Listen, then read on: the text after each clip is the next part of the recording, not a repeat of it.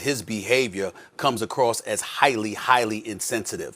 Very fine people on both sides.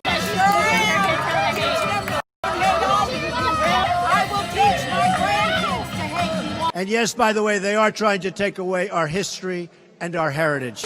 And he might be utilizing it for political means because he's feeding his base the fodder that it needs to remind them that he's with them.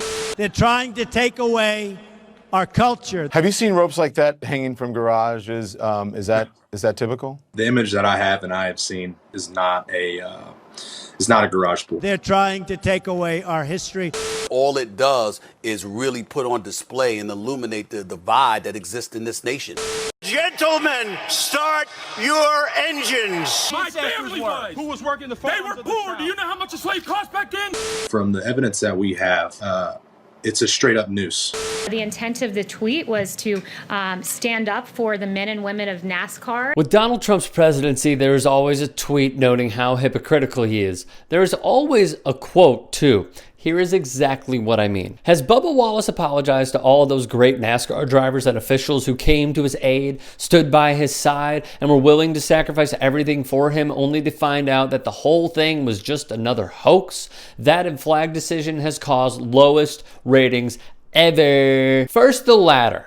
NASCAR's ratings on Fox are up 8% since the sport's return from COVID on May 17th and are up 8% since the Confederate flag ban on June 10th. The first race after the Confederate flag ban on June 10th at Martinsville Speedway, the overnight ratings on FS1 were up 104% compared to the same race last year, which also aired on FS1. Later, once the final numbers were in, Fox Sports said the bump was 113%. So, Trump's next defense? They tried the impeachment hoax, and this is their new hoax. How often have we heard hoax as a line of defense with this guy? Back with his tweet, has Bubba Wallace apologized? Yada, yada, yada. We must make this clear. And by clear, I mean crystal clear. NASCAR is trying to find out who carried out an abhorrent racist act. Officials found a noose in the garage of driver Bubba Wallace. You heard correctly.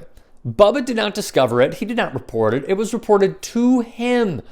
Trump is a master at attempting revisionist history. Let's clarify this Trump tweet on it being a hoax. As you can see from the photo, the noose was real. That's NASCAR President Steve Phelps balking back at Trump. ESPN's Marty Smith, a credited journalist and reporter who has covered this sport for decades, put this out on Twitter. The sport conducted a thorough sweep of all 29 tracks where they race and 1,684 garage stalls. They found only 11 total ropes that had a pull-down rope tied in a knot and just one noose. The one in Bubba Wallace's garage. Lastly, the president loves the Confederacy in 2020, right?